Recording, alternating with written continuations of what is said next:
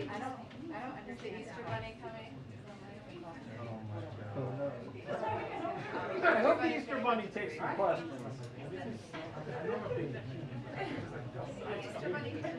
Hello, Ed. Hello. Here. Here we go.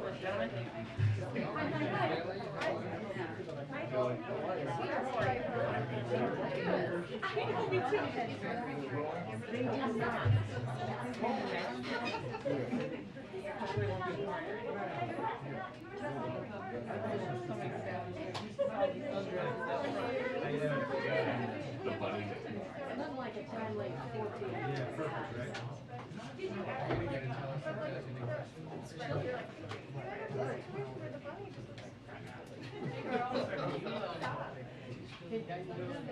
No.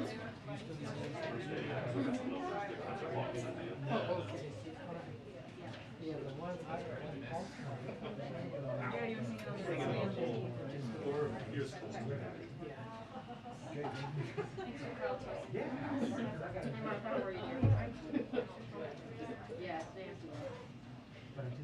I like your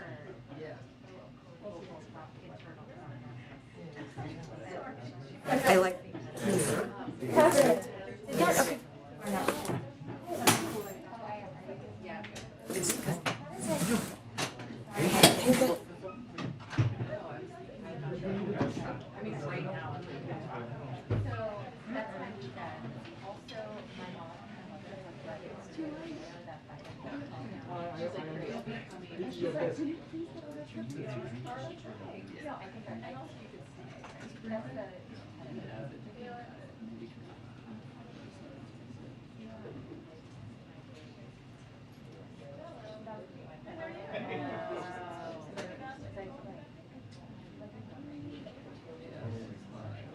Pictures of those flower cutouts where people could have their pictures down low. With my iPhone, when we were out there very first thing this morning, and I was totally concentrating on just that. And I go back and look at my pictures later, and you were the first lady that I'm like, this is like tiny and like, we were just out there for a set out loud.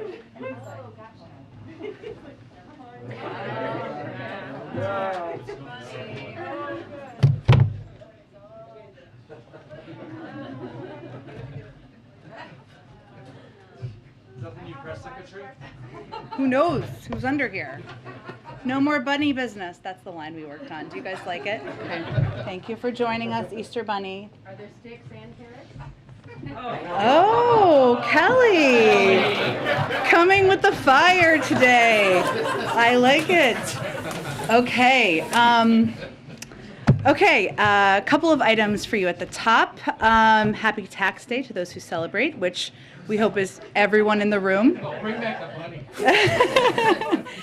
As part of Tax Day, we're highlighting the real difference between the president and congressional Republicans. President Biden has a simple philosophy. The middle class deserves some financial breathing room, which is why his economic plan would give tax relief to tens of millions of families who work hard and deserve a little extra cushion each month.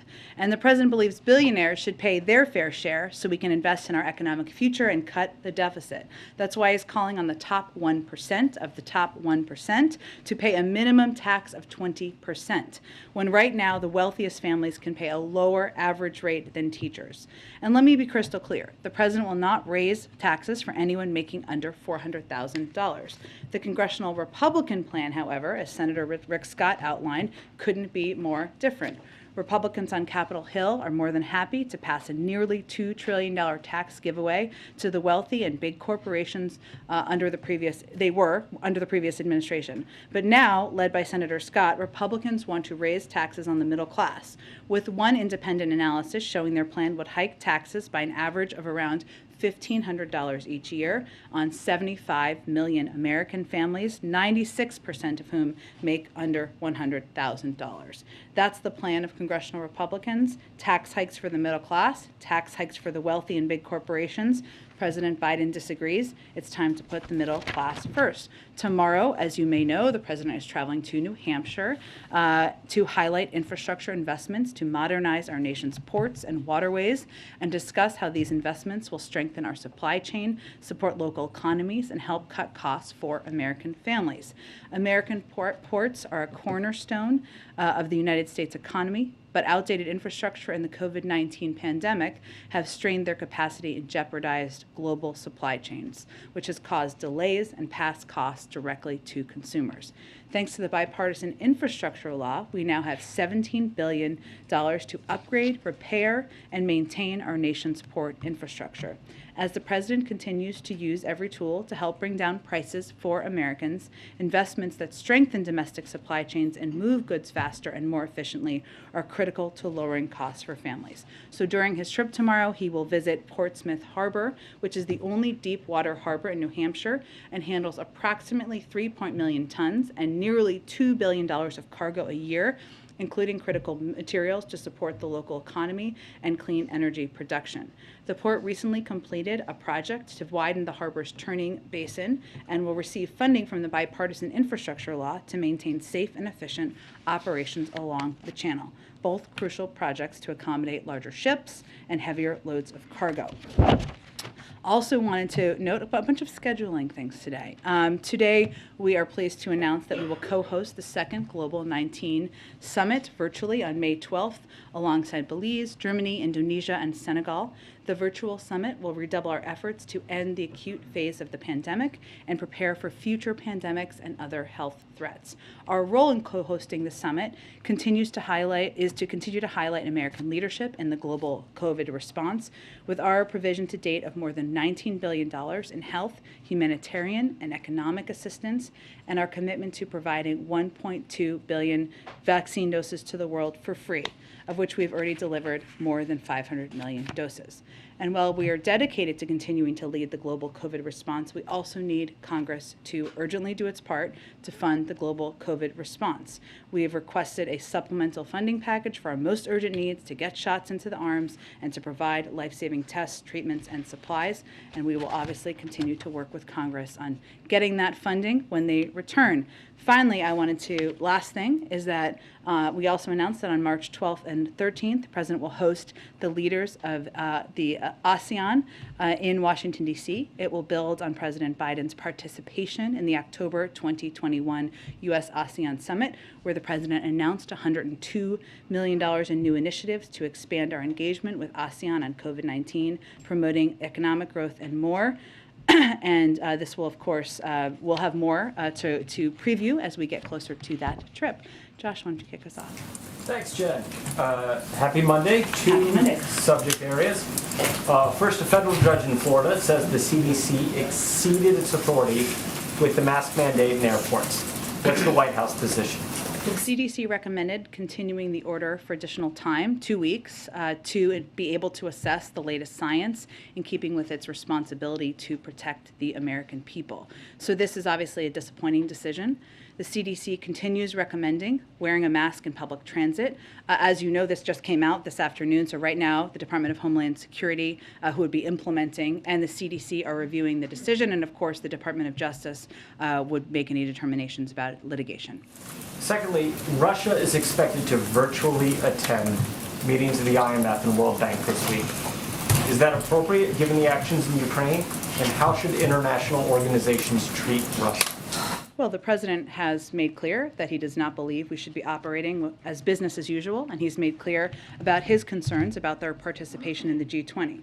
I'd also note that our representative there, the Secretary of Treasury, has made clear that she isn't planning to attend events or meetings that the Russians are participating in. But in terms of other determinations beyond that, I don't have any further comment. Go ahead. A question on this move to restart the sale of leases for drilling on public lands. How long do you think it will take for these new leases to actually start producing, and what impact do you think this may have on gas prices? Well, let me first say that today's action, as you know, but for everybody, was the result of a court injunction that we continue to appeal, and it's not in line with the president's policy, which is to ban additional leasing, because one, we need to move towards a more clean energy economy, which he strongly believes in, but also because there are 9,000 permits unused on lands that could be tapped into by oil companies, and we don't feel they are needed. In terms of how long it will take to get up drilling because of the court action, I don't have any assessment on that from here. I would just note that we are going to continue to fight this court injunction that is forcing our hand in allowing this to proceed, even as we have taken actions to reduce by 80% the areas to lease and impose stringent environmental standards. The president has promised to slash greenhouse gas emissions in half by 2030. Now you're having to expand production of fossil fuels and you promised to curtail them. Congress, as we know, has yet to act on many of your climate proposals. Is the president's ambitious climate change goal and agenda still attainable, or are these new leases going to undercut that pledge? Well, again, these leases are not in line with our policy or the president's view. Whether it's your, policy or not, I mean, this is the situation that you're in. It is, and we're going to continue. There's obviously we're going to continue to fight this legal action. But I would say that the president remains committed. Addressing the climate crisis is one of the 4 pillars that he came in. He ran on as president, and he will continue to fight for. One of the reasons that this was so troubling to him is because he is so committed to that objective as president, and we have continued to propose a historic investment in addressing the climate crisis, something that we will continue to discuss with Congress. So there are a lot of ways to get there, that we will continue to work with Congress to take actions, but he has also not hesitated to take actions himself through his own authorities to take actions to help our climate. But are you still confident that goal is achievable? We are continuing to pursue it, and we are going to continue to do everything we can to reach it. Go ahead, Steve. Oh, thank you. House Minority Leader Kevin McCarthy is saying President Putin probably would have backed off from invading Ukraine if President Biden had shipped weapons to Ukraine sooner. Does the president feel he should have acted sooner? Well, first, just for fact's sake, we sent a record amount of security assistance to Ukraine during President Biden's first year in office, more than any other president in history. And we shared a significant amount of intelligence with Ukraine about Russia's intentions and military movements, as you all know, because we've talked about it in here. $3.2 billion total, $2.6 billion since this conflict started. That's in direct contrast with our predecessor, who withheld hundreds of millions of dollars in military aid from Ukraine, including javelins, which Mr. McCarthy, who was critical of us in this moment, defended at the time as, quote, the rightful thing to do, because he claimed people believed there was corruption in the Zelensky administration. So I don't know if that's a question for us as much as a question for him. What has changed in that period of time? And secondly, are you planning more sanctions this week on Russia, more oligarchs? What can you tell us?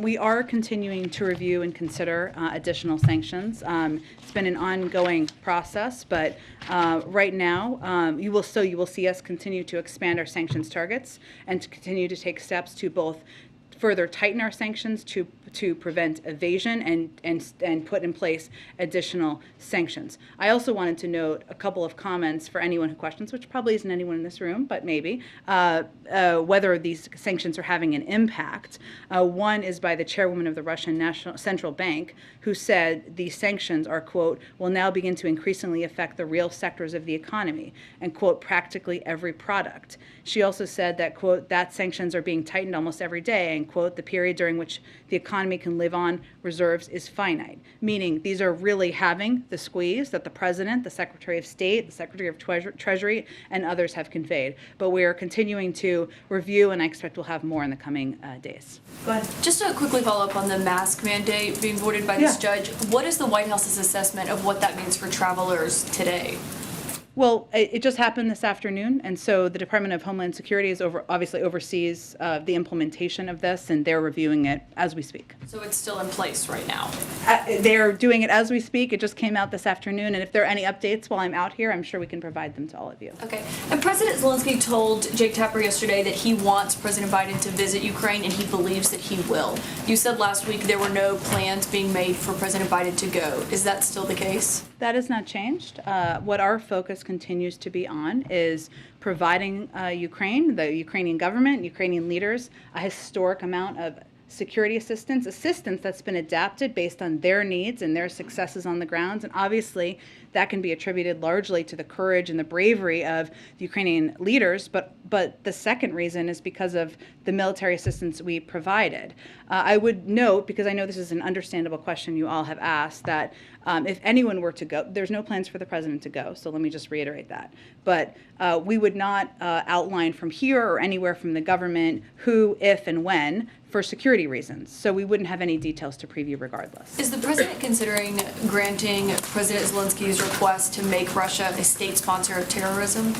So that is a process that, it's an authority that obviously exists within the government and at the State Department. And in order, just broadly speaking, for any country to be designated a state sponsor of terror, and there's only 3, North Korea, Sudan, and Iran at this point in time, just for your full perspective, the Secretary of State would need to determine the government of that country has repeatedly provided support for acts of international terrorism, and these, of course, designations are made after a careful review. So while we have those authorities, I don't have any update on that or prediction of that. That assessment would be made by the State Department. What I would note, which I think is important, is that for the countries that have been designated state sponsors of terrorism, so I named a couple of them for you, that the 4 main categories of sanctions that result from designation under these authorities include restrictions on U.S. foreign assistance, a ban on defense exports and sales, certain controls over exports of dual-use items, and other financial restrictions.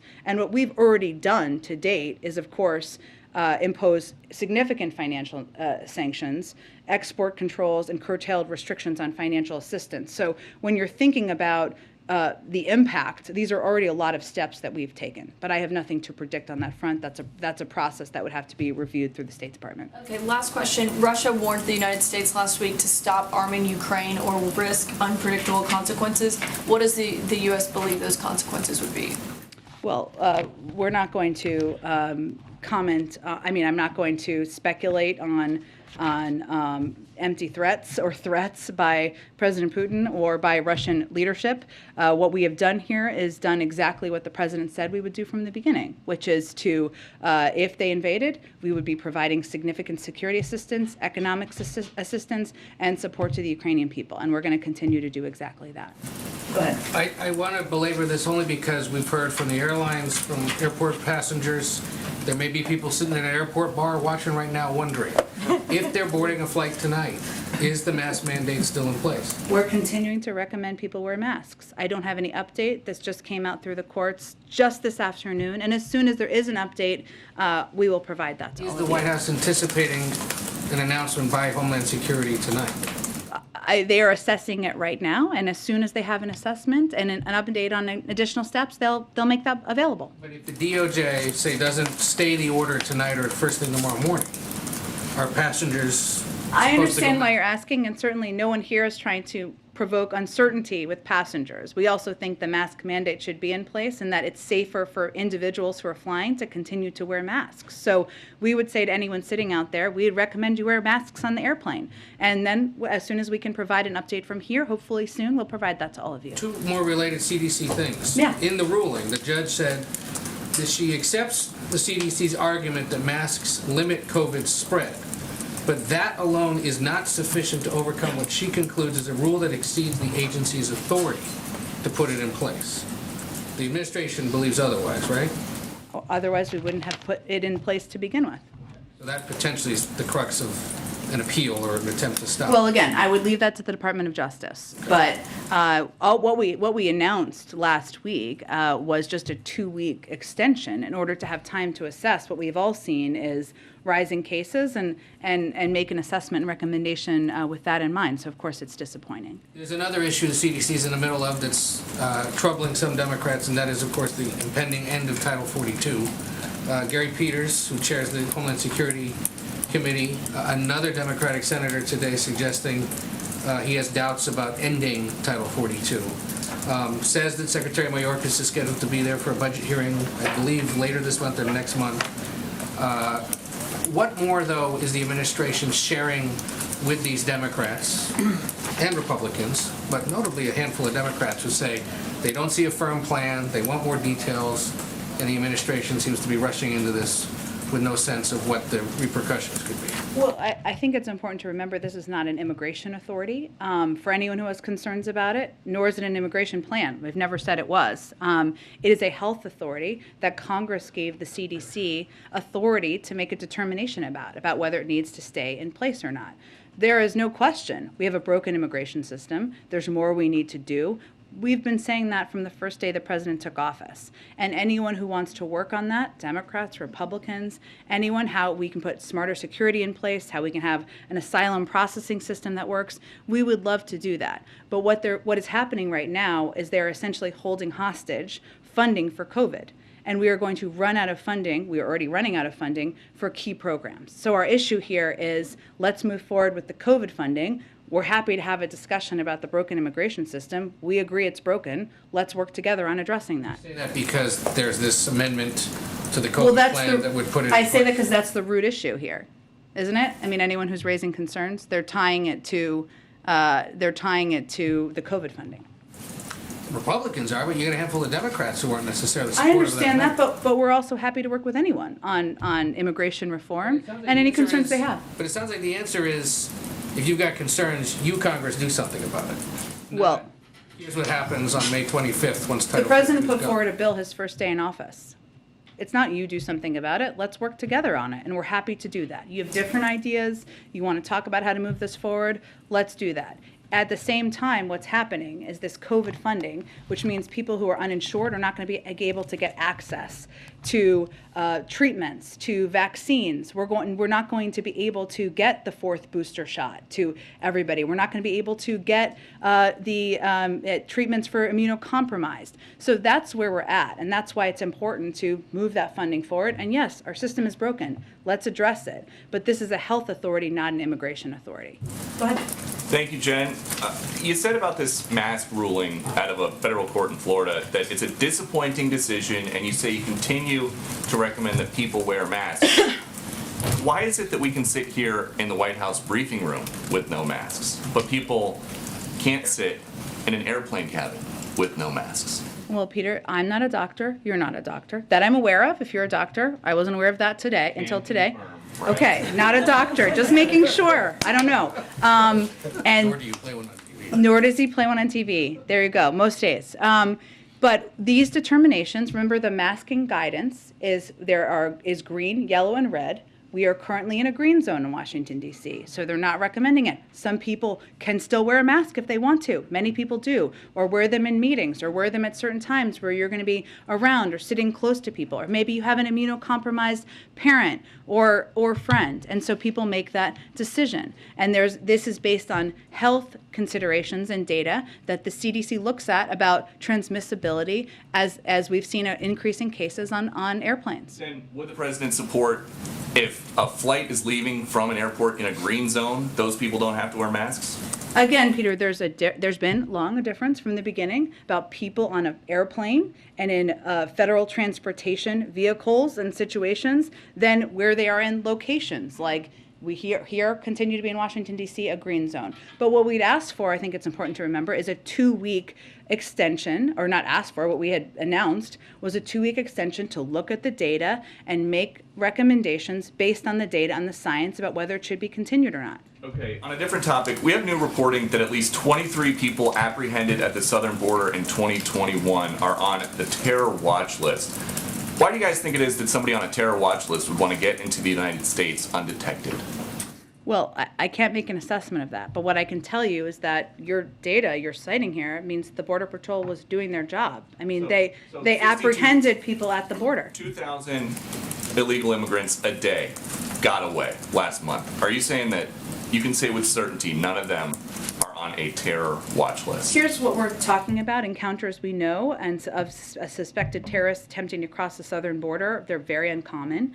We're talking about a few dozen annual encounters at most, and these encounters represent significantly less than the 0.01% of total encounters per fiscal year in recent years. But I'd note, these individuals, these 23 people, the Border Patrol, they stopped them. They prevented them from getting into the country. They're protecting our homeland and keeping us safe. So the president is not worried about holes in the southern border being exploited by people trying to come in and kill Americans. He's grateful to the Border Patrol for doing their job and stopping these people and preventing them from getting into the country. And one additional question about something that happened a few months ago down at the border. We've been told that the mounted Border Patrol officers the president accused of whipping migrants have been notified they will not face criminal charges. So when is the president going to apologize to them?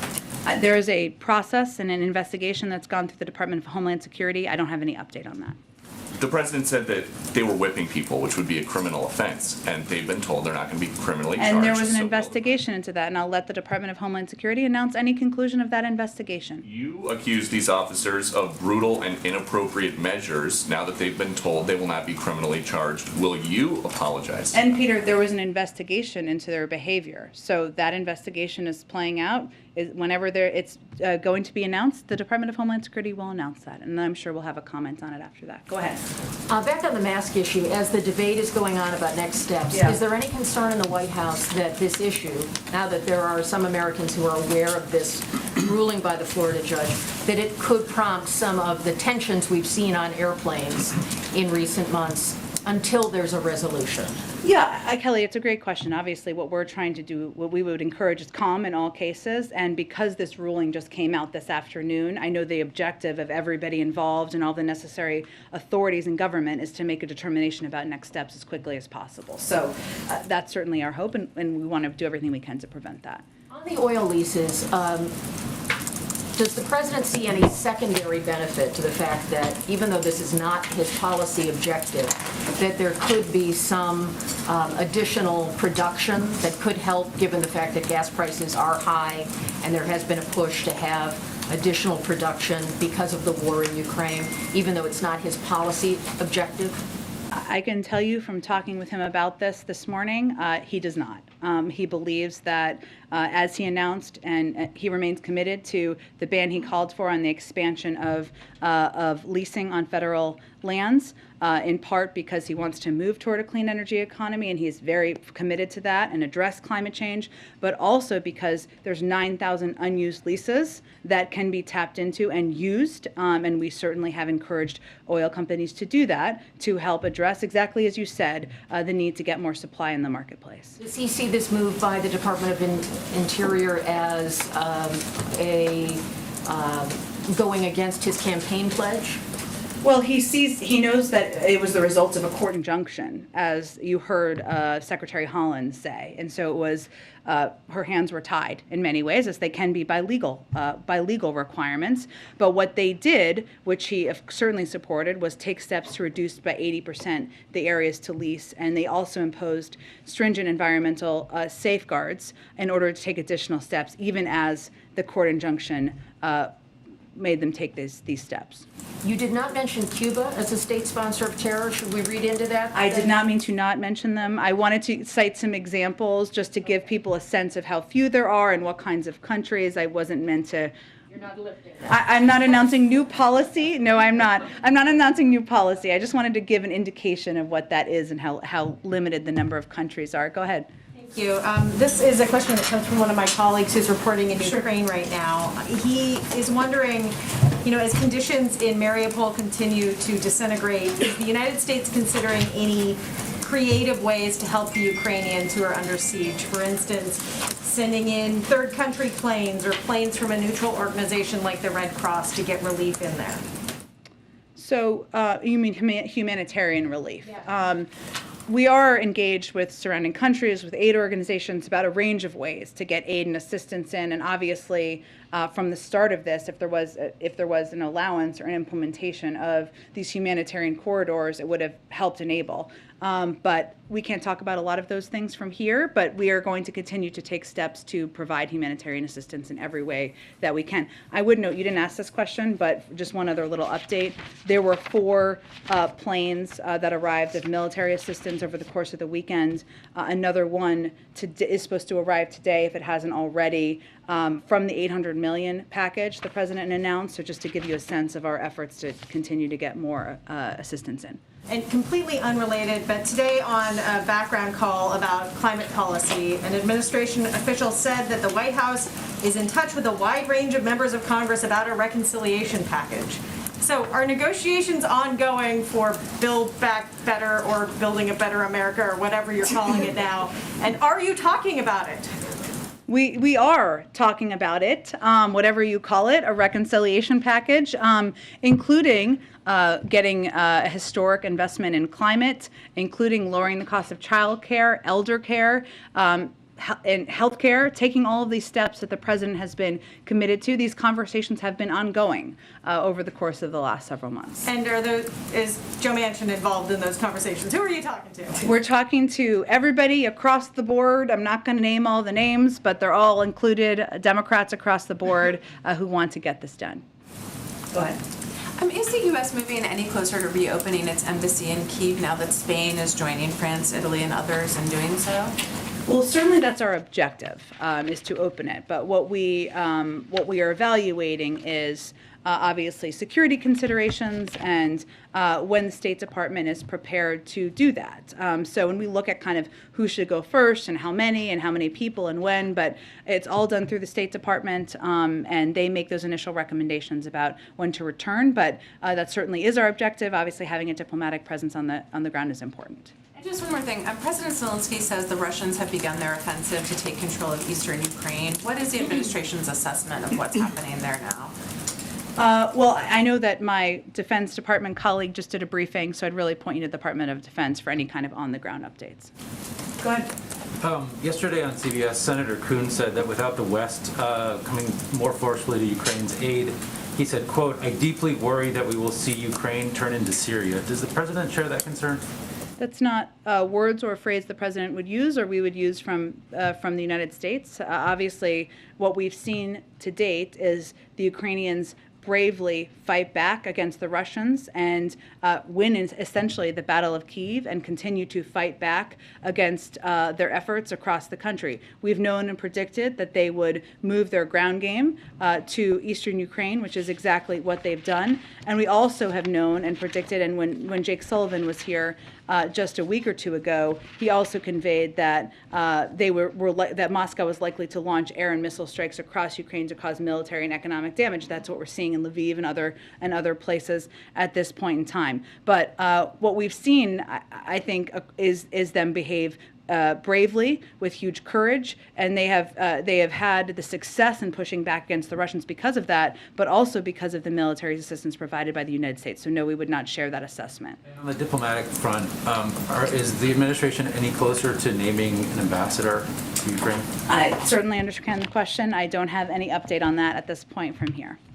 Go ahead. Thanks, John. I want to ask about a story some of my colleagues reported earlier today.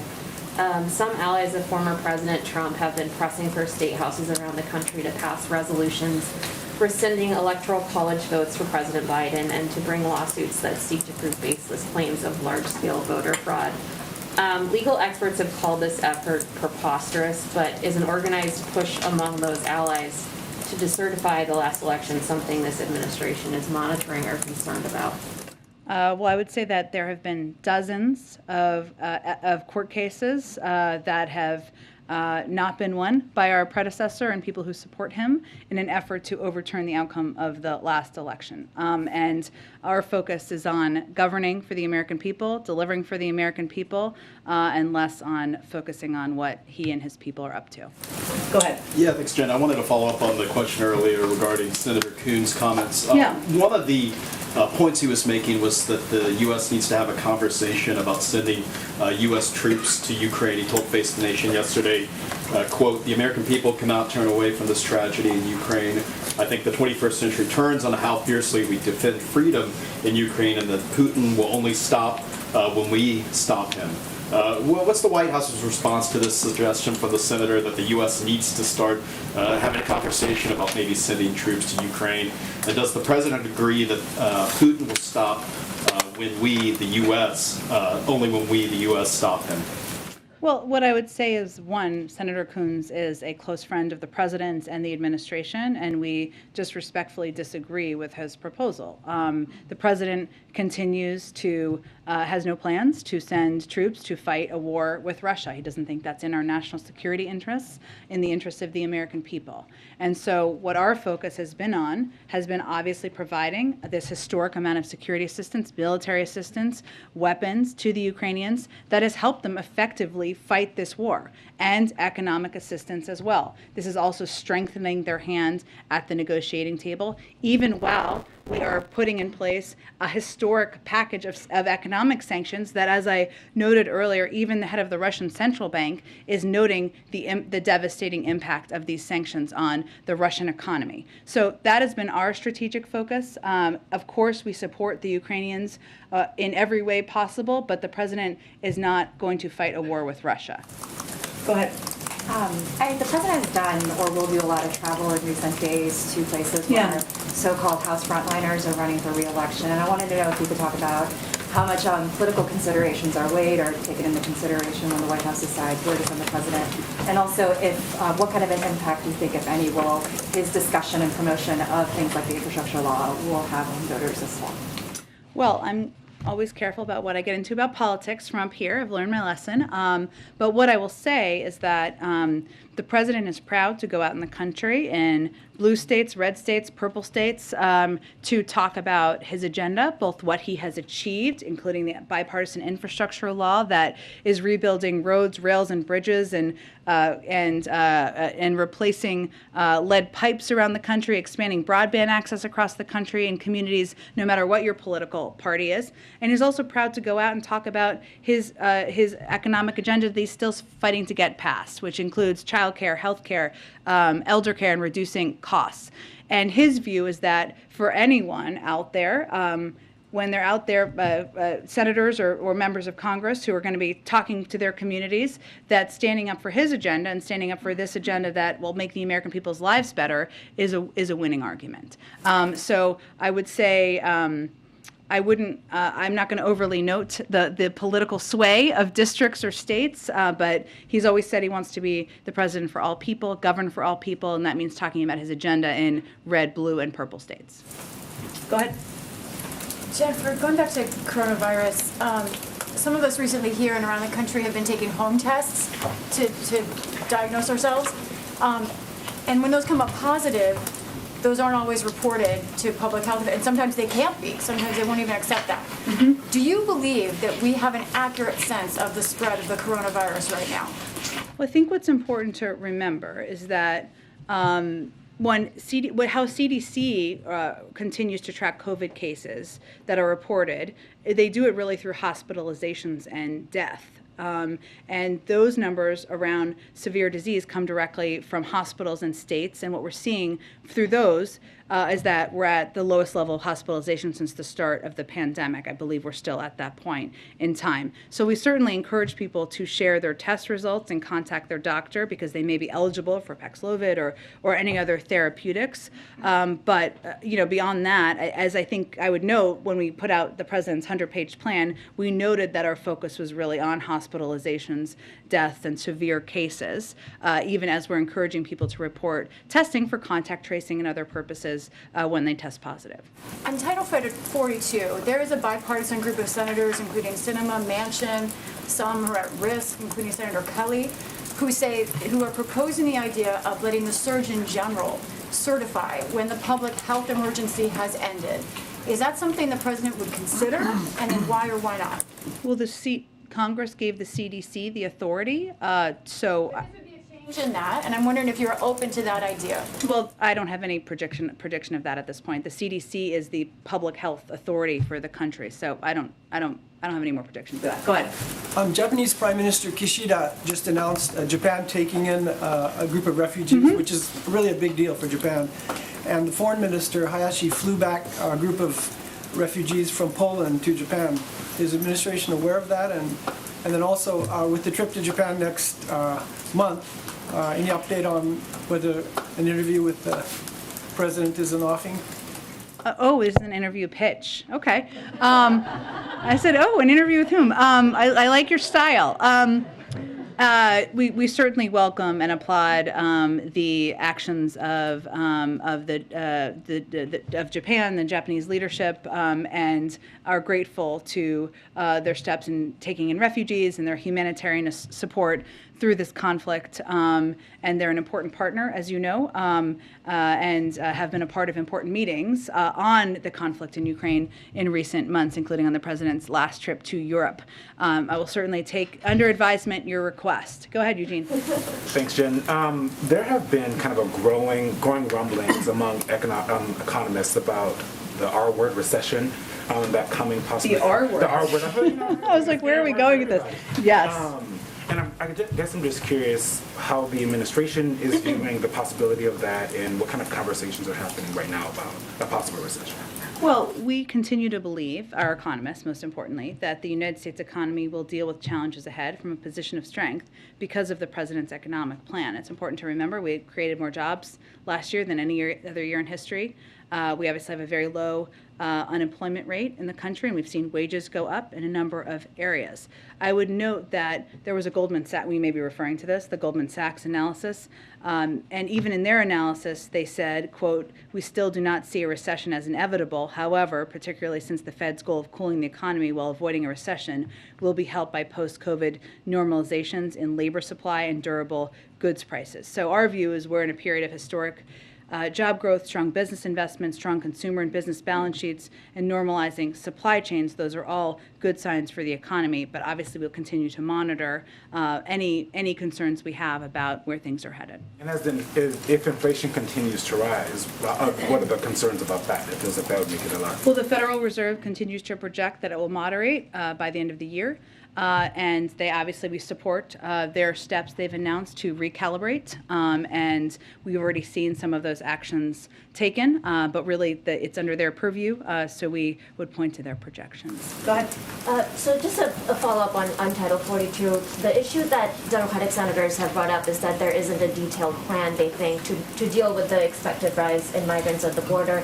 So does the White House feel confident that the administration has the necessary resources and operational plan in place to process and house and transport migrants?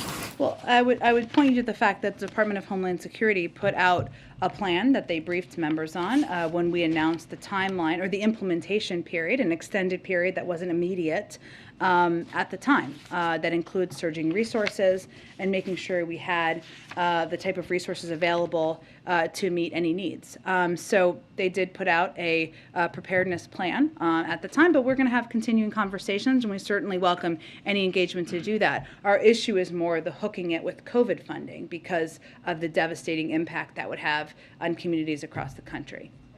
Just another question on a Times op-ed that Senator Warren wrote today, saying that Democrats need to deliver on more of their agenda in order to keep the majorities in Congress.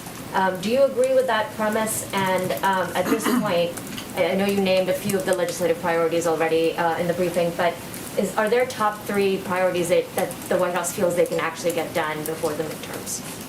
We love all of our children in the legislature around here. What I will say is that, we've talked a bit about steps to lower costs, which I know Senator Warren, of course, strongly supports as well, for childcare, for health care, for elder care, for prescription drugs. These are no-brainers for most people in the country, and also making the tax system more fair. We think those are all issues that Democrats, but also a lot of people around the country would love for us to do more on and love to talk about more. We, of course, as I've stated a couple times in this briefing, want to get COVID funding because we think it's essential so that we can continue a lot of the programs that have had such a huge impact on people's lives, including for the uninsured, including in making sure we have boosters, for 4th boosters for every American who wants them whenever people are eligible, including being able to buy enough Evusheld and treatments for the immunocompromised. That's hugely important to us. And then, of course, we want to get the Innovation Act passed because we believe that that's something that should have bipartisan support, and we want to make sure we have manufacturing here in the United States, something that can make us stronger over the long term. There are many other things, but I would say those are a couple of the things that we will continue to fight to move forward on. Yeah. With the premise that the administration and Democrats in Congress need to get more done in order to have a shot at the majority? I would say I'm not going to make political predictions from here. What I will say, though, is that everybody looks at a choice and what each party is fighting for, is advocating for, has gotten accomplished, but also what their vision is for the future, and we're proud of our vision. Thanks, Jen. To go back to the virtual COVID summit, you just mentioned again the need for Congress to approve COVID funding. Does the White House see that date, May 12th, for the summit as a deadline for Congress to get that funding approved? We don't, but we just see it as a reminder of how important it is that to continue to take steps to be the provider, the arsenal of vaccines to the world, something we have already done since the last summit. While the world has made significant progress in scaling up vaccination efforts, and COVAX has now provided almost 1.2 billion vaccines to more than 140 countries, with 88% of those contributions going to low and middle income countries. We're not at the global vaccination rate that we need to be, or that health experts project we want to be at, right? It's a 70% vaccination target. That's the global target set by the World Health Organization. And while vaccination rates are rising, only approximately 20% of countries are fully vaccinated at least 70% of their population. But this is an opportunity. Obviously, we're going to continue to fight for more funding here, but we will to continue to press other countries to do more to help the world make progress as well. Along those lines, we've heard USAID Chief Samantha Power say earlier this month that if there isn't that global COVID funding, if Congress puts something together without it, that the U.S. would have to turn its back on the countries that need urgent help to boost vaccination rates. Will it be difficult for the U.S. to take a lead at a summit like that if that funding has not come through? Well, we are far and away the leader in the world. That will not change between now and the summit, regardless of funding. However, we want to continue to be providing not just vaccine doses, but also the know-how and equipment and supplies that countries around the world need. Jen, more mass shootings this past weekend, more mass shootings, 2 teenage boys dead, dozens injured. What does the president believe is causing such a callous disregard for human life in this country? Well, let me first say, and thank you for the question, these shootings are horrific and must stop. Our prayers are with the survivors, those who are lost, and their families. I can't attribute, obviously this just happened over the weekend, the reasoning. But what I can tell you is that it's a reminder of the need to take more steps to stop gun crime, something the president has strongly supported and advocated for for decades in public office, cracking down on gun traffickers, putting more cops on the beat, investing in community anti-crime programs, and of course also confirming a very qualified individual, Steve Dettelbach, to lead the ATF. But aside from laws, what does the president have in mind, if anything, a plan to improve, to get people to respect life more, to respect other human beings? Laws aside, you can't legislate morality or values, right, in human life. Does he ever talk about that openly to you or anyone else? I think every time that you've seen the president talk about shootings, the impact on families, on human beings, on loved ones, on communities, he talks about that human impact. But it also is true that in order to reduce and change the direction of crime and gun crime, which is the majority of crime, we need to have more laws in place. Go ahead. Well, thank you. Texas Governor Abbott said that, quote, financial pain was necessary to get officials to take action on illegal immigration. Is there any sense that those border inspections did cause financial pain, that there was any disruption to the supply chain or anything like that you all are tracking? Well, I don't have an extended summary analysis. What I do know is that you don't have to look farther than the comments made by business leaders, trade organizations of all political stripes and parties, and their opposition to the unnecessary additional steps that the governor was implementing. And there's $1 million in trade crossing over the U.S.-Mexico border every minute. So there's no question that putting these unnecessary inspections in place, which resulted at the time in the drop in commercial traffic of up to 60 to 70% in some ports, was having a huge impact on the local community, on businesses, and that's why so many people were so outspoken about it. And just quickly, do you have an update on the plan for Ukrainian refugees? Will it be a parole program like you had for Afghans or any of these? Yeah, I certainly understand the question. I don't have any update in this moment. That's exactly the type of program, but there are a lot of considerations, so hopefully we'll have more soon. Go ahead. Thank you, Jen. Does President Biden have confidence in Senator Dianne Feinstein? Confidence in Senator Dianne Feinstein? Yes, she's a longtime friend, a proud public servant, and someone he has long enjoyed serving with and working with. And after that report came out last week questioning your health, did the president reach out to her at all? I don't have any updates on private conversations. Thanks, Jen. Thanks, everyone.